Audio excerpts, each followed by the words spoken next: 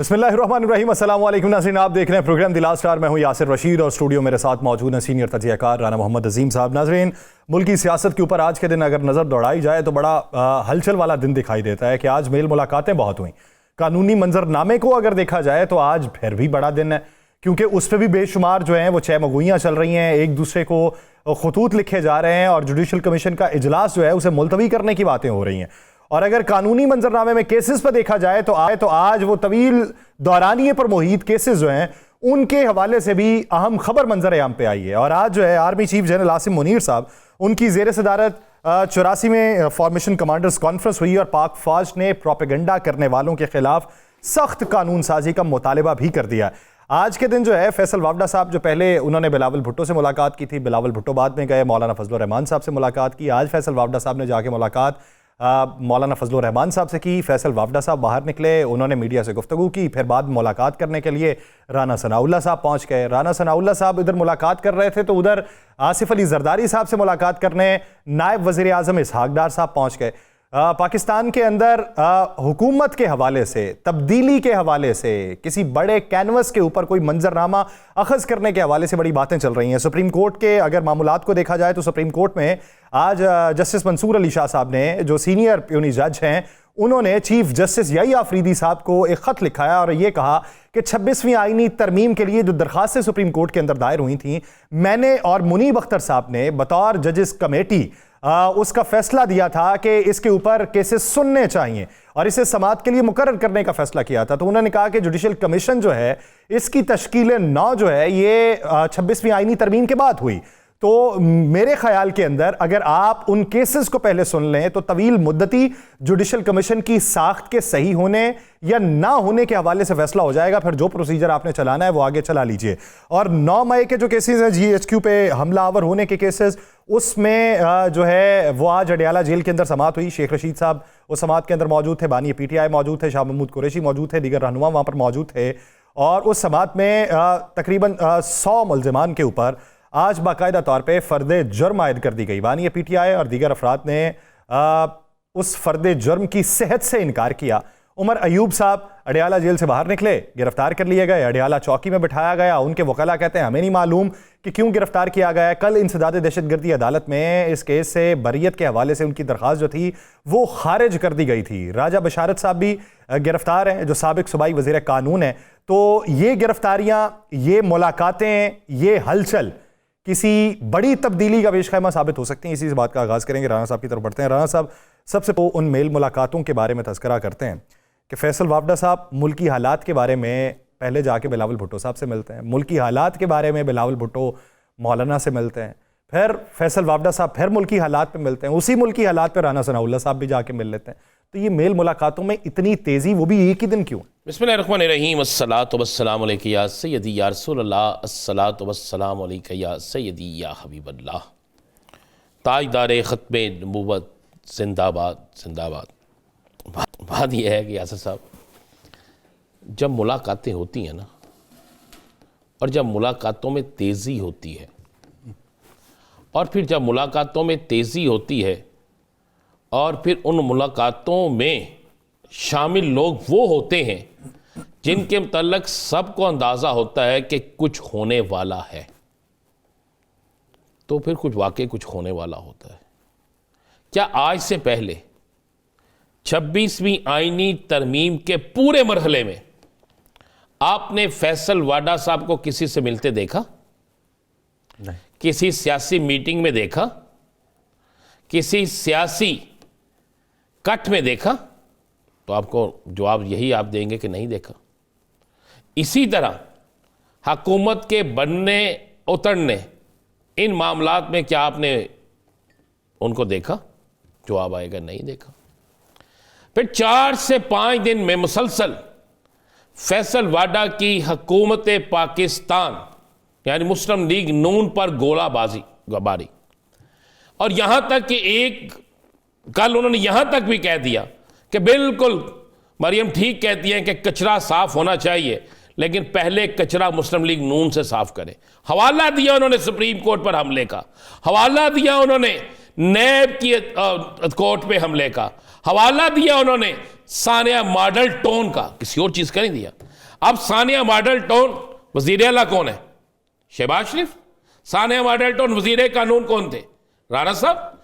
Sania model town में किस किस का नाम आया था? आपके पास है सारा। नैब के दफ्तर पे हमला उस वक्त कौन था, किसकी पेशी थी? मरियम साहिबा की। उसमें मौजूद किन लोगों पर इल्जाम लगा था? FIR हुई थी, वो भी आपके सामने है। सुप्रीम कोर्ट पर हमला किस वक्त हुआ? किसका केस था? किस बुनियाद पर हुआ? आपके सामने। तो फैसल वाडा साहब कि क्या किसी एक बात का जवाब मुस्लिम लीग नून के किसी तरफ से आया था? क्या किसी नून लीग के शख्स ने यह कहा था कि यह गलत बयानी कर रहे हैं? कहा था क्या है वैसे यार, इसकी वजह क्या है कि उनके बयानात की गर्मा गर्मी की बात करता हूं, देखते वजह आपको बतानी चाहिए।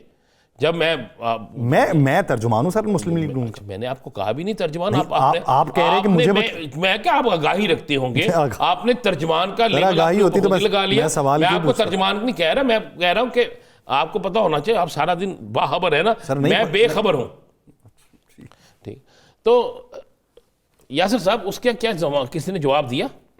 हमने कल शेख साहब से पूछा था ना जी। उससे पहले हमने एक इंजीनियर गुलाम दस्तगीर साहब से पूछा था। उन्होंने कहा था मैं जाती हैसियत में इसकी तरदीद कर, ऐसे ही है ना। अब जब 3-4 दिन से ये सारी चीजें चली, उसके बाद अचानक बिलावल भुट्टो जरदारी साहब से उनकी मुलाकात हुई। अब बिलावल भुट्टो जरदारी साहब से मुलाकात के बाद अचानक से वो मौलाना साहब के पास भी चले गए। मौलाना साहब से अभी उनकी मुलाकात ख़त्म हुए कुछ वक्त गुजरा तो राना सनाउल्लाह साहब भी पहुंच गए। अगर तो मदरसों के हवाले से बिलावल साहब गए थे तो बिलावल साहब के जाने के फौरी बाद एक खबर लीक हो गई, याद है ना आपको, कि बिल वापस आ गया। इधर से जवाब आया, यही तो आया नहीं वापस। फिर उसके बाद बिलावल साहब के बाद चले जाते हैं वाडा साहब अगर जाते हैं तो वाडा साहब नेचुरली तौर पे कोई बात जो करेंगे वो किसी और की तो नहीं करनी ना उन्होंने।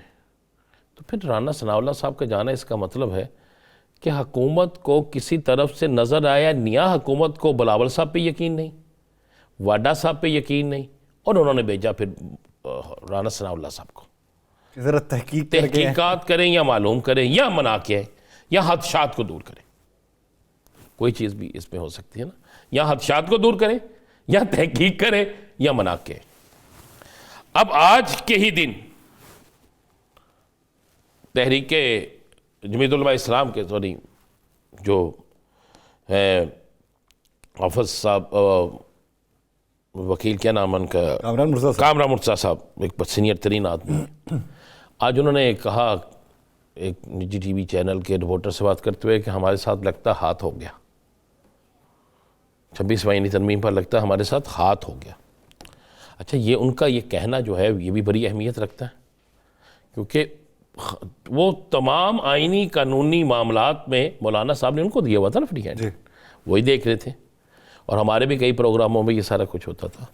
और दोबारा से आप बात देखें कि मौलाना साहब का घर जो है वो सियासत का दोबारा से महवर बन गया है, क्योंकि मौलाना साहब ने 8 दिसंबर तक का टाइम दिया हुआ है कि 8 दिसंबर तक।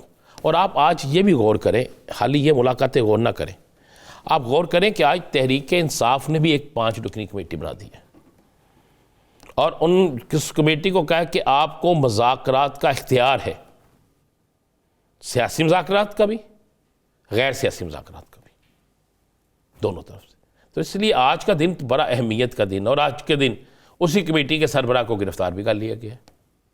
और आज के दिन ही आपने एक लेटर की बात ना करें, 2 लेटर दिए हैं जस्टिस मंजूर साहब ने भेजे हैं। एक उन्होंने लेटर भेजा कि इसका फुल कोर्ट का, और एक भेजा कि जनाब ये जुडिशल कमीशन का इजलास कैंसिल करें, इसलिए कि जो जजों की तैनाती का तरीक़ेकार है, जो उसमें जो चीज़ें हैं वो ऐसे नहीं, ऐसे हैं। उन्होंने साथ में उसकी साख के बारे में भी तो बात कर दी। उन्होंने कहा जी जुडिशल कमीशन की ये जो हैयत है ये 26वीं तरमीम के बाद है ना, आप उस पर फैसला कर लें, फिर ये हैयत तस्लीम करनी है या नहीं करनी, इस पे बात हो जाए। अब देखें ये, और उसके बाद एक और है,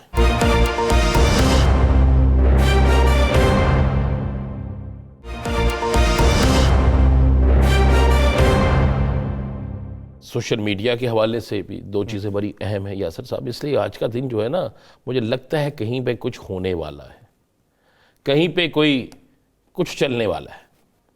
कि आज ये भी हमारे सिपा सलार साहब की तरफ से जो इजलास उसके बाद जो अलामिया है उसमें कि सोशल मीडिया के हवाले से बड़ी ज़रूरी है और बाकी मीडिया के हवाले से भी कि जो गलत खबरें फैलाते हैं। अच्छा, गलत खबरें नहीं होनी चाहिए, हम भी कहते हैं। पाकिस्तान सबसे पहले है, पाकिस्तान से आगे कोई चीज़ नहीं है। पाकिस्तान के इदारे बड़े इंतहाई मोहतरम हैं और बिल्कुल पकड़ना चाहिए उन लोगों को जो पाकिस्तान के अंदर लिसानी फसादात कराना चाहते हैं, पाकिस्तान के अंदर दारों के ख़िलाफ़ नफ़रत पैदा करते हैं, पाकिस्तान के अंदर जो है वो सिर्फ़ ऐसी चीज़ें करते हैं जिससे पाकिस्तान को नुकसान हो। उनको भी होना चाहिए और उन सियासतदानों को भी पकड़ना चाहिए जिनकी खबरें गलत होती हैं, जो इन चीज़ों का सबब बनते हैं। और आज एक और चीज़ भी हुई है। आज आपको पता है कि हुकूमती एक वज़ीर की तरफ से ये भी आया कि हो सकता है हमें इंटरनेट बंद करना पड़े। अगर तो इंटरनेट कोई टेक्निकल तरीके कोई टेक्निकल प्रॉब्लम है फिर तो ठीक है। अगर कोई बड़ा दहशतगर्दों के शरपसंदों के खिलाफ ऑपरेशन है फिर भी ठीक है। और अगर किसी सियासी मकसद के लिए है तो फिर उसके पे भी सोचना चाहिए। इसलिए मैं आज के दिन को ना मैं बड़ी अहमियत दे रहा हूँ कि आज के दिन में कुछ ऐसी अनहोनी चीज़ें हुई हैं। और आज सुनने में आया कि तहरीक इंसाफ के, मैं आपको खबर दे देता हूँ ना, कुछ लोगों की वापसी की भी गो हेड दे दिया गया। आज तो वैसे शेख साहब से भी मुलाकात, आज शेख साहब तो कहते हैं ना मेरी मत्था भी चुमे हैं। आज फवाद चौधरी साहब भी कहते हैं बड़ी अच्छी मुलाकात रही। मेरी इतला ये है कि असद उमर, फवाद चौधरी और कुछ और लोग, इनकी वापसी भी हो रही है। कह दिया गया कि सिर्फ ये कहा गया कि थोड़ा इंतज़ार कर लें, आप समझें कि आप वापस हैं। ये मैं आपको बता रहा हूँ कि इसलिए आज का दिन जो है ना कि बड़ी अहमियत का हामिल दिन है। किसी जगह से कुछ फ़ैसले, तहरीक इंसाफ का कमेटी बनाना, सुप्रीम कोर्ट में दोबारा हलचल मच जाना और उसके बाद मौलाना साहब के दर की हाज़िरियाँ और वहाँ से निकलने वाली चहमगोइयाँ। कुछ लोग कहते हैं कि एक ऑफ़र ये भी हो सकती है कि किसी को फारिग करके एक नया सेटअप, एक नई हुकूमत भी बन जाए और उसमें तहरीक इंसाफ भी हो। 4 वजारतें भी हो सकती हैं सर। मैं कह रहा हूँ हो सकता है कि एक भी वजारत ना हो और हो सकता है कि सब कुछ भी हो। बस ये सारी चीज़ें जो है ये चल रही हैं ना, चलिए। इसलिए आने वाले जो दिन है ना, ये जो दिसंबर, आज शाम को आपको पता ना, बल्कि कल आज सुबह जब फजर में पढ़ के आया तो बड़ी सर्दी लग रही थी, तो दिल करता था किसी कमरे में बंद हो जाए और बाहर की जो है ना वो इतलात वो ना आए, यानी हवा ना आए, ठंडी ना आए। तो ऐसा कोई मौसम बन रहा है कि लोग जो है ना वो फिर दोबारा कंबलों में, रज़ाइयों में, बंद कमरों में किसी जगह बंद होने जा रहे हैं। ये कुछ हो रहा है या सर, ये अचानक से ये सारी चीज़ें होना जो है, ये मेरा जो आज तक का सहाफ़ती तजर्बा है वो कहता है कि कुछ बड़ा होने जा रहा है, छोटा भी नहीं। अब यहाँ तो खबरें ये भी राना साहब फैल रही हैं कि सऊदी अरब की तरफ से ये अमेरिका को पैगाम देना चाहते हैं कि ना इधर करें, ये सऊदी वलीअहद को बीच में इंटरवीन करने को कह रहे हैं कि आप डोनाल्ड ट्रंप के साथ बातचीत करें कि वो पाकिस्तान में इंटरवीन ना करें। सऊदी अरब हमारा दोस्त है, आज भी उसने बड़ी शफकत की है। मेरा ख्याल है हम पाकिस्तान के सहाफ़ियों को भी, पाकिस्तान के सियासतदानों को भी ये सोचना चाहिए कि हमें किसी एक मुल्क को गैर मुतनाज़ा रहने देने चाहिए। अभी तक तो हमारे लिए तो है ही, शुरू से ही लेके अब तक तो देखिए, सऊदी अरब हमारा मौसन है। सऊदी अरब एक ऐसा मुल्क है जिसने हमेशा पाकिस्तान की, मैंने फिर कल भी कहा था, हुक्मरान कोई भी हो वहाँ से खैर ही मिलती है। सऊदी हुकूमत से भी खैर मिलती है और सऊदी अरब से में तो अल्लाह ताला का घर भी है, रसूल पाक सल्लल्लाहु अलैहि वसल्लम का वहाँ पे घर भी है, रोज़ा रसूल सल्लल्लाहु अलैहि वसल्लम भी है, जन्नतुल बकी भी है, बदर का मैदान भी वहीं पे है, सईदुल शुहदा भी वहीं पे हैं। तो वहाँ से तो खैर ही खैर मिलती है ना हर चीज़ में। तो लिहाजा सियासतदानों को भी और सबको चाहिए कि उनके मतलब ज़रा करें। लेकिन अगर ये इधर केपी की बात करें तो केपी में वो जो हलचल मच रही थी, जो अनरेस्ट वाला मंजरनामा था, क्या समझते हैं कि वो जो आतिफ खान साहब से रब्ता हुआ, अली अमीन गंडापुर साहब का उन्हें आने की दावत दी, कहा जा रहा है कि असद कैसर साहब और शहराम तरकई साहब ने उनको इंडोर्स किया कि आपको आतिफ खान साहब को बुलाना चाहिए, तो उन्होंने भी हामी भर ली आने की। तो इससे वो जो अंदरूनी मामलात चल रहे थे उसके ख़ात्मे की तरफ पीटीआई बढ़ेगी? असल खबर कोई भी नहीं दे रहा। असल खबर ये है कि पानी तहरीक इंसाफ की तरफ से हिदायत बड़ी सख्त गई थी। अच्छा। कि ये जो 2-2 ईंट की मस्जिदें बनाई हुई हैं ना, उसे ख़त्म करें और सबको इकट्ठा करें। और आपने गौर नहीं किया ना कि जिस दिन ये वहाँ से चले हैं तो तैमूर जगरा साहब जो हैं उनके साथ अलवी साहब थे। और अब अली अमीन गंडापुर ने अच्छा किया है कि आतिफ खान को फ़ोन किया। तहरीक इंसाफ ज़हन में रखिएगा, आपस में कोई इख्तलाफ हो सकता है, लेकिन बानी तहरीक इंसाफ के नाम पर कोई इख्तलाफ नहीं है। बानी तहरीक इंसाफ के नाम पर सब इकट्ठे थे, इकट्ठे हैं, और मैं आपको ये लिख के देता हूँ आने वाले वक्त में ये इकट्ठे रहेंगे। जो इकट्ठा नहीं रहेगा ना, उसने साबिक वज़ीर आला महमूद खान का इंजाम देखा है, उसने साबिक वज़ीर दिफा और साबिक वज़ीर आला परवेज़ खटक का इंजाम देखा है, उसने जहांगीर तरीन का हाल देखा है, उसने इमरान इस्माइल का हाल देखा है, उसने उन तमाम बड़े बड़े नामों का हाल देखा है कि जो नाम समझते थे कि हमारे नाम की वजह से सारा कुछ है। वो आपने जो पहली बात की थी कि कुछ नामों में, उन नामों में वापसी के लिए इमरान इस्माइल का नाम नहीं है? नहीं है, नहीं है। मैं बता दूं। अच्छा, यानी वो हो भी नहीं सकता? हो सकता किसी वक्त में हो जाए, अभी नहीं है। अच्छा, अब राणा साहब एक और चीज़, बात यह है कि सोचना चाहिए उन लोगों को कि जिन पर कप्तान ने हद से ज़्यादा मेहरबानियाँ की, इक़्तिदार के ईवानों में क्या क्या नहीं किया, और उन लोगों ने मौजें इतनी की कि उनके कुत्ते भी गाड़ियों में फिरते थे। ठीक है, तो फिर वो भी तो लोग हैं ना जिन्होंने सारी मुसीबतें सही हैं और आज भी खड़े हैं साथ। तो उनको फिर कोई ना कोई ओहदा भी तो मिल गया ना, मकाम भी मिल गया, और वो भी हैं जो साथ खड़े थे बतौर वर्कर और आज असम्बलियों में बैठे हैं। कल कैसर शेख साहब ने खुद इकरार किया कि सबसे ज़्यादा नए चेहरे नौजवान तहरीक इंसाफ से असम्बलियों में आए। एक रवायत तो कायम हुई ना, जो साथ देगा वो उसे कुछ ना कुछ मिलेगा। ये सब सियासी जमातों में होना चाहिए। यहाँ पर एक रवायत, मतलब मुझे आज किसी ने बात की, उसने कहा क्यों आप जब भी बात करते हो आप उनसे उनके हवाले से बात बरी करते हो। मैंने कहा यार मुझे 3 चीज़ों का जवाब दे दो, मुझे 3 सियासतदान सामने ला दें जो मेन स्ट्रीम में है। कौन सा सियासतदान है जिसने यूथ को सबसे ज़्यादा अपने साथ रखा है, जिसने यूथ को मुतारफ़ कराया कि सियासी ग़ुलामी से बाहर निकलो? उसने कहा इमरान खान। मैं कहा Dubai league, Pandora box league, उसके बाद बाकी लीग्स, किसी में था उसका नाम? उसे कहते नहीं। मैं कहा मुझे बता दो एक चीज़ बस, दुनिया के किसी मुल्क में उसकी जायदाद है? उसने कहा नहीं। तो मैं कहा यार जिसकी नहीं है फिर उसकी तारीफ करो, और जिनकी है, जिन्होंने सारा कुछ कमाया है। मैं यासर साहब 2 चीज़ें मैं बारीक क्लियर आप इसे पूछता हूँ। 30, 35, 40 साल का इक़्तिदार एक तरफ रखते, उस पर कोई नहीं बोलता, उस पर बात नहीं करते कि हमने मुल्क को खुशहाल क्यों नहीं किया, उस पर बात नहीं करते कि लोड शेडिंग का खात्मा क्यों नहीं किया, उस पर बात नहीं करते कि उस सारे टेन्योर के अंदर हमने पाकिस्तान के कर्जे नहीं उतारे। 3 साल या 4 साल को लेकर आप अपनी सियासत चमकानी शुरू कर देते हैं।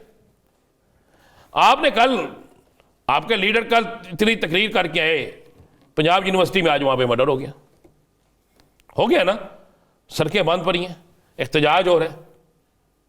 यहां तो आपकी जुबान में वो तस्वीर हो जाए कि जिस तस्वीर के बाद मैं कहना नौजवान सारे आपके साथ खड़े हो जाए। एक अहम इशू है जो आपने उठाया। एक ब्रेक लेते हैं नाज़रीन, ब्रेक के बाद पाकिस्तान पीपल्स पार्टी शर्मिला फारूकी साहिबा हमें ज्वाइन करेंगी, कहीं नहीं जाएगा। Stay with us.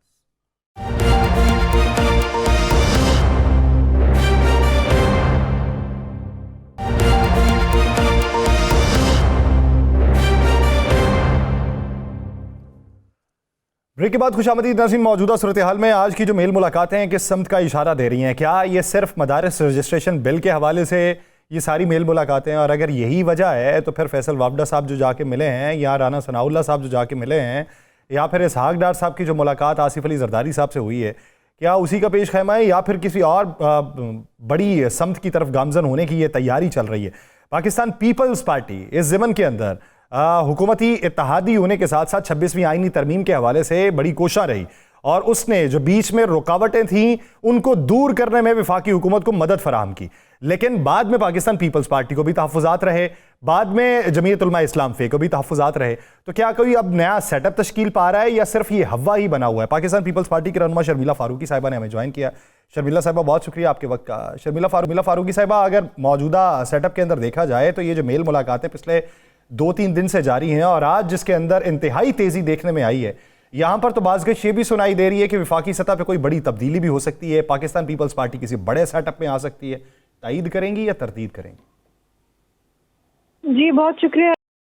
देखिए, इसमें कोई चंबे की बात नहीं होनी चाहिए कि सियासी रहनुमा आपस में मिलते हैं। आफ्टर ऑल हम इस हुकूमत के इत्तेहादी हैं, और जाहिर बात है जब इत्तेहादी होते हैं और एक कोalition गवर्नमेंट चलती है तो उसमें होते हैं मसाइल, होते हैं इश्यूज, होते हैं जिनको हल करना डायलॉग के जरिए होता है। मुलाकातों में देखिए मुल्क की मजमूई सूरत हाल, धरना, सियासत, तमाम चीज़ें, आगे का नेशनल असेंबली का एजेंडा, बहुत सारी चीज़ें हो सकती है। मैनी थिंग इसमें ये कहना कि जी कोई बड़ी तब्दीली आ रही है, कुछ आ रहा है, नहीं। देखिए IMF का लोन है, किस तरीके से आगे टैक्सेशन को लेके जाना है, बहुत सारी चीज़ें हैं। और बिलखुसूस अगर पाकिस्तान पीपल्स पार्टी और PMLN के माबेन अगर आप बात करें तो ऑफकोर्स पंजाब में तो इश्यूज हमारे चल रहे हैं ना PMLN के साथ। जो एक तहरीरी मुआहदा था उसके तहत तो काम वहाँ नहीं हो रहा, तो वो इशू तो है। फिर प्रेसिडेंट साहब ने जो मदारस का बिल था वो वापस कर दिया, अब वो दोबारा पार्लियामेंट के अंदर आएगा और उसकी लीगैलिटी को देखा जाएगा, क्योंकि जो कहा जा रहा है वो यही है कि इसकी जुरिस्डिक्शन जो है सूबों तक नहीं जा सकती, ये सिर्फ ICT के लिए हो सकता है। और ऑलरेडी 2 ऐसे कानून मौजूद हैं। मैंने डिटेल में ऑब्जेक्शंस नहीं पढ़े जो भेजे हैं, लेकिन जो सरसरी तौर पे मैंने देखा है वो यही है। तो बहुत सारी चीज़ें हैं ना, डिस्कशन तो होनी है। फिर उसमें JUIF की भी ये ख्वाहिश है कि वो पास हो जाता और वो साइन हो जाता, लेकिन ऐसा नहीं हुआ। तो अगेन इत्तेहादियों के साथ भी मामलात खुश असलूबी से तय करना भी एक महारत है ना, इट्स नॉट ईजी। अच्छा, ये सिर्फ एक बिल है जो मदारस का है, या जो सिंध के अंदर एक पानी के मामले पर शोर मचा हुआ है जिस पर पीपल्स पार्टी ने भी स्टैंड लिया हुआ है, बाकी सियासी जमातें भी स्टैंड ले रही हैं, क्या उस पर भी ये बात चल रही है? क्या उस पर भी ये बात होगी? देखिए जी, वो एक इंतहाई अहम और हसास मामला है।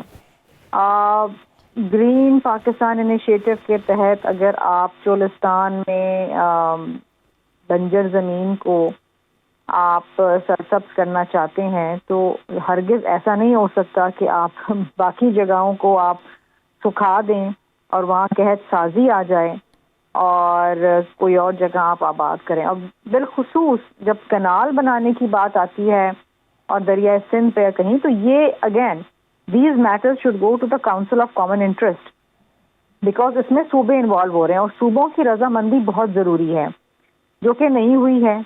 अब कनाल बना देना दरिया सिंध के ऊपर, वैसे ही पानी की किल्लत है, वैसे ही एक वक्त ऐसा आता है कि जब हमारी जो टेल एंडर्स हैं वहाँ मुर्दे को भी नहलाने के लिए पानी नहीं होता।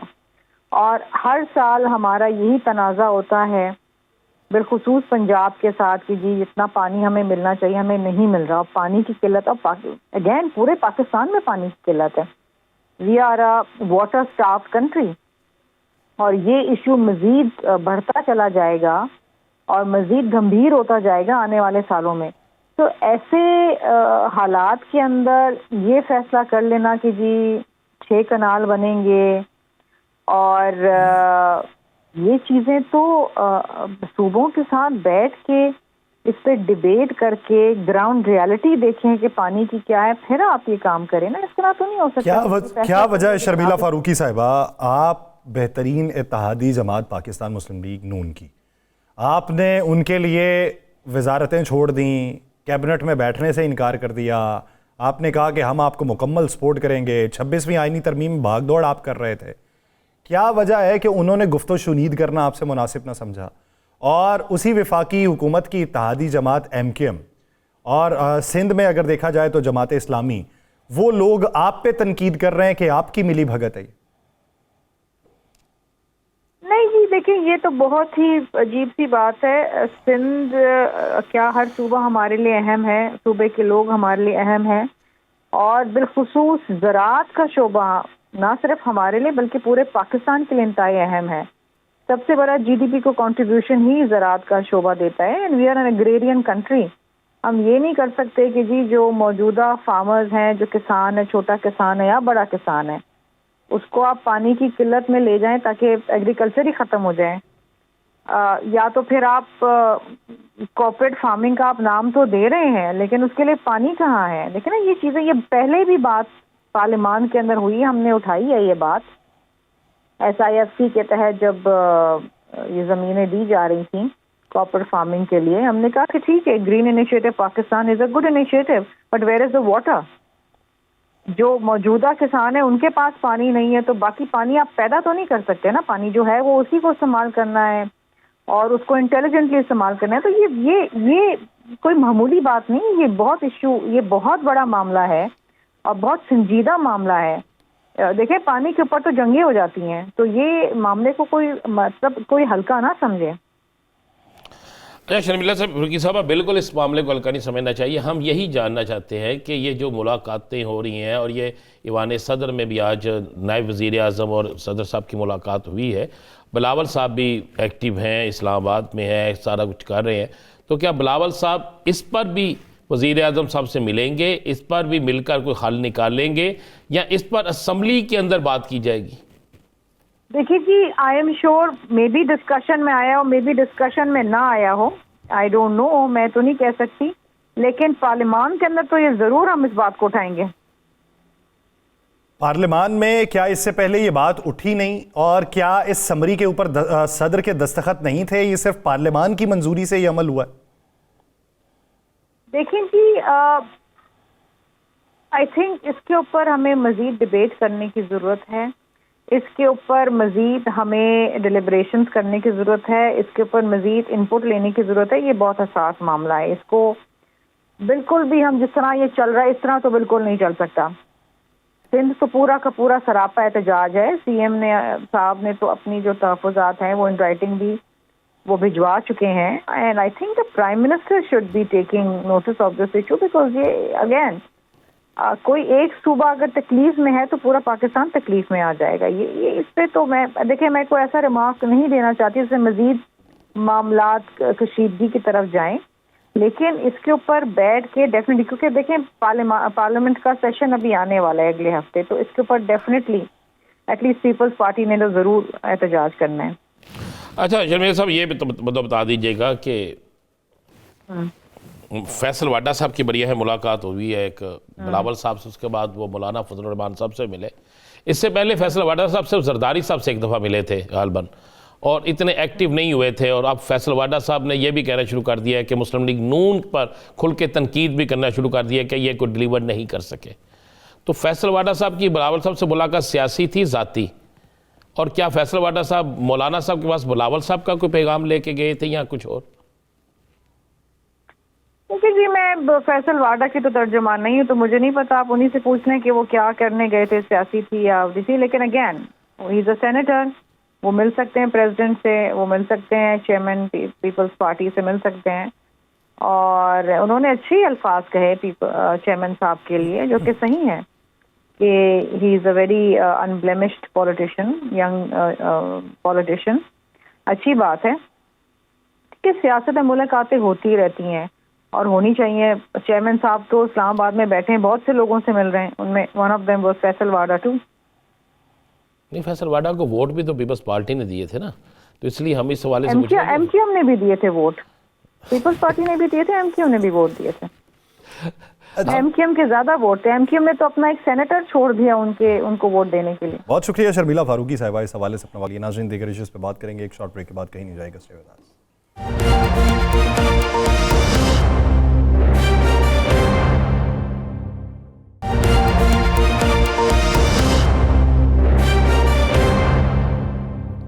ब्रेक के बाद खुशामदीद। राना साहब, शर्मिला फारूकी साहिबा तो कह गई कि हमसे तो कोई वादा किया ही नहीं गया था, ऐसा कोई ऐसा ठीक कर ही नहीं सकता। यानी पाकिस्तान पीपल्स पार्टी जो है बग़ैर वादे वईदों के इन्होंने हिमायत कर दी थी। मुमकिन ही नहीं है, 1% भी ये बात मुमकिन नहीं है।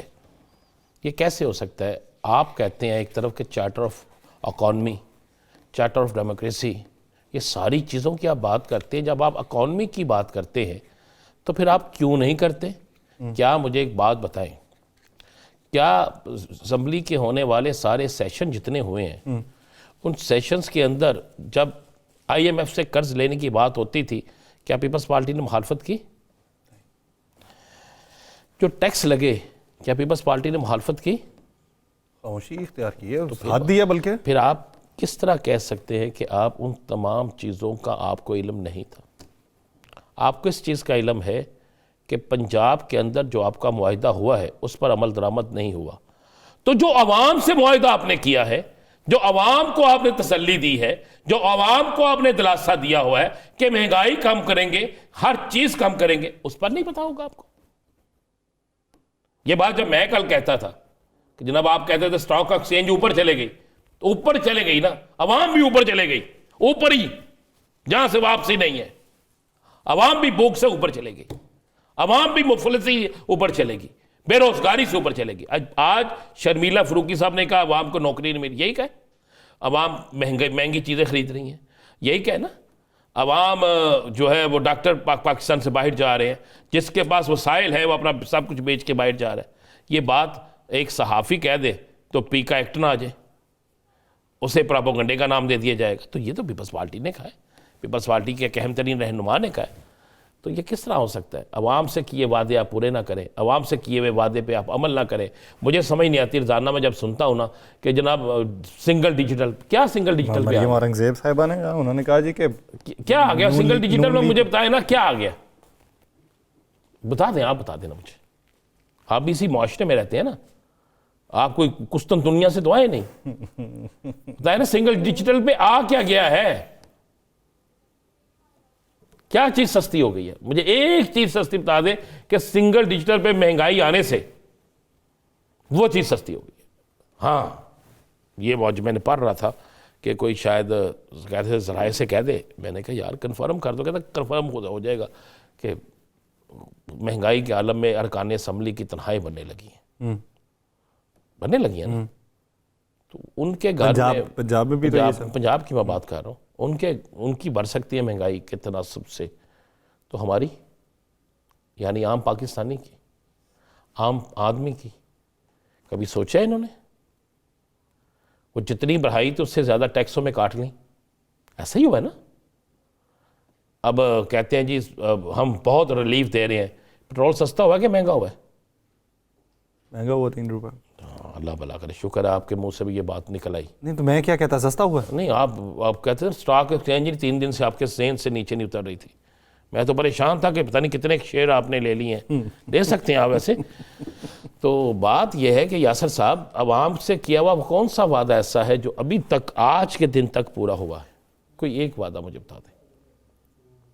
ये जिसका क्रेडिट है उसको क्रेडिट देते नहीं। मैंने फिर कहा था कि ये जो आपके पाकिस्तान एयरलाइन को, इंटरनेशनल एयरलाइन को जो इजाज़तें मिली हैं ना, अच्छे का क्रेडिट किसी को देते नहीं, बुरे का क्रेडिट खुद लेते नहीं, बस ये बात है। माने कि सऊदी अरब में आपके सिपा सलार की वजह से है, माने कि ये सारा कुछ आपके सिपा सलार की वजह से, पाकिस्तान के सिपा सलार की वजह से आपको मिल रहा है, माने कि दहशतगर्दी की जंग आप हार चुके थे, वो जंग जीत रहे हैं, माने कि मुल्क यहां पर कोई आ रहा है तो सिपा सलार की वजह से आ रहा है, माने आप इस बात को कि आप सियासी तौर पर फेल है, मुआशी तौर पर अगर कुछ हो रहा है तो वो सिपा सलार की वजह से, उनकी वजह से हो रहा है। लेकिन अभी जो हालिया हलचल हो रही है ये किस वजह से हो रही है, इसी पे बात करते हैं। जमीयत उलमा इस्लाम के सीनियर रहनुमा कामरान मुर्तज़ा साहब ने हमें ज्वाइन किया है।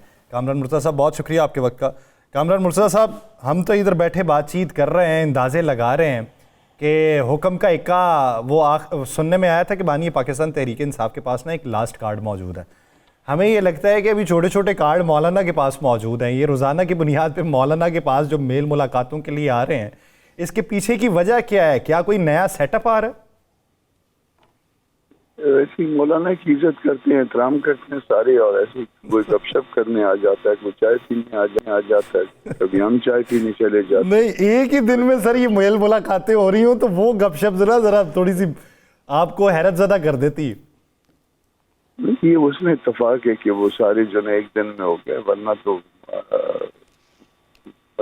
मौलाना पहले थे नहीं, सिंध गए हुए थे, फिर उसके बाद तो पंजाब का दौरा कर रहे थे, तो अब आए हैं तो दोस्त आ जाते हैं। अच्छा गवर्नर साहब, शरफ के लिए। 26वीं आईनी तरमीम, आज आपकी गुफ्तगू भी सुनी हमने एक निजी टीवी चैनल पे, एक उनके रिपोर्टर से आपने गुफ्तगू जो की वो भी सुनी। आपके जो मदरसों का बिल था के हवाले से 26वीं आईनी तरमीम में जो चीज़ें थी उस पर बिलावल साहब भी आपसे मिल के गए, गालबन राना सनाउल्लाह साहब भी मुलाकात करके, फैसल वाडा साहब भी मुलाकात करके यकीन दहानी करा दी है कि 8 तारीख से पहले पहले सब कुछ क्लियर हो जाएगा, या अभी असम्बली में जाएगा फिर सारा कुछ होगा? देखिए, अब उनके पास भी जो है ना कुछ दिन हैं, हमारे पास भी कुछ दिन हैं, देखते हैं कि वो अपना वादा पूरा कर पाते हैं, पूरा कर पाते हैं। हम भी देखते हैं कि उस वादा ना पूरा करने की सूरत में हमारे पास अल्टरनेटिव्स क्या है। तो 8 दिसंबर तक ही है ना टाइम? 8 क्या, हम इंशाअल्लाह ताला। कामरान साहब, क्या वजह है कि इत्तेहाद करने, साथ देने या फिर किसी को मुश्किल से निकालने के बाद पाकिस्तान की सियासत में अपने मुतालिबात धमकियों के बाद ही पूरे होते हैं? देखिए, हमने कोई धमकी नहीं दी है, हम तो अभी भी उनको बड़े प्यार से कह रहे हैं कि अभी भी ठीक हो जाए। सर, वो आपका प्यार का लहजा ही तो उनको ज्यादा डरा रहा है। हम तो बड़े एहतराम से, प्यार से कह रहे हैं कि आपने कमिटमेंट की थी, वादा किया था, आप वादा पूरा करने नहीं करते तो आपकी मर्जी है, फिर हम सोचते हैं, आप भी सोच ली। अच्छा, फैसल वाडा साहब भी आ जाए और राना सनाउल्लाह साहब भी आए, दोनों ने कोई यकीन दहानी कराई या वैसे ही चाय पीने आए थे? ये भी पी रहे थे, गपशप कर रहे थे। देखिए, ये सारी बातें जो है ना वो चलती, जब आप पॉलिटिक्स से मुतालिक लोग बैठते हैं तो फिर गपशप के साथ वो गपशप सियासी भी हो जाती है, उसमें मसले मसाइल भी आ जाते हैं। तो जब कोई काम हो जाएगा तो फिर हम बताएंगे कि हाँ जी काम हो गया। सर, ये काम जो होना है वो असल में सिर्फ उसी चीज़ तक ही मरकूज़ रहना है जो आप कर रहे हैं, या उससे बढ़ के कुछ होना है? और दूसरी बात, ये जो अभी आप गपशप कह रहे हैं कि गपशप हुई है, ये गपशप की बातें ये माजी में भी होती रही है गपशप, लेकिन कुछ अरसे बाद फिर उसकी बातें भी मंजर आम पे आती रहीं, तो इस गपशप की बातें कितने अरसे बाद रिवील होंगी? पता नहीं, ये अभी आपके ऊपर है ना कि आप कितनी जल्दी जो ना आपकी चिड़िया ये खबरें निकाल के ले जाए। तो सर, फिर आपसे राब्ता तो हमारा जो बेसूद रहा ना सर। हाँ, ना बेस नहीं है, इंशाल्लाह ताला देखेंगे कि बेहतरियाँ आएंगी मामलात में, नहीं आएंगी तो फिर देखेंगे कि फिर क्या होता है। अगर नहीं आती तो मामला बेहतर नहीं होते तो फिर क्या होते हैं, तो अल्लाह खैर करेंगे। अच्छा कमरेड साहब, आज तहरीक इंसाफ ने सियासी जमातों से भी मुज़ाकरात करने के लिए 5 रुकनी कमेटी तश्कील दे दी है और कहा है कि ये 5 रुकनी कमेटी मुज़ाकरात करे। आप इसको किस तरीके से लेते हैं? अच्छी बात है, अच्छी बात है। देखिए, 2-3 बातें हैं। ये पता नहीं इनको पॉलिटिक्स जो है ना वो दुरुस्त तौर पे नहीं कर रहे। मैं एक पॉलिटिकल वर्कर के तौर पे जो है ये बात कर रहा हूँ कि ये इनकी पॉलिटिक्स दुरुस्त नहीं है। देखिए, पहले आप पार्लियामान के अंदर जो है ना वो एक आपको मुतहदा अपोजिशन बनाते हैं, फिर इस मुतहदा अपोजिशन से जो वो फिर आप आगे की तरफ आते हैं। तो अभी तक आज मुतहदा अपोजिशन, क्योंकि अपोजिशन तो लीड ये कर रहे हैं, इनके पास ज़्यादा स्ट्रेंथ है। अगर इसकी जगह पे हम होते तो इसमें आप देखते अभी तक हमने मुतहदा अपोजिशन बनाई होती, तो बेटियों के वक्त में हमने कोई बात आपस में की होती, किसी रजिस्ट्रेशन के वक्त में आपस में मीटिंग्स होती, कोई इजलास शुरू होने से पहले हम इकट्ठे बैठते, इजलास के दरमियान में हम इकट्ठे बैठते, ख़त्म होने पर इकट्ठे बैठते। ये ना पता नहीं या तो समझ नहीं है या फिर अभी अगर इन्होंने कमेटी बनाई है तो अच्छा किया, बहुत अच्छा किया। देखते हैं कि इसका नतीजा क्या निकलता है। आज किस मुज़ाकरात करते हैं, ये तो वही है मुनीर न्याजी वाली बात है, हमेशा शेयर कर देता हूँ मैं। वो धरना पहले देने आए थे और कमेटी बाद में बनाई। नाज़रीन, प्रोग्राम का वक्त ख़त्म हो जाता है। मुझे और राना साहब को दीजिए इजाज़त। आपसे मुलाकात होगी कल। अपना बहुत सा ख्याल रखिएगा। अल्लाह निगहबान।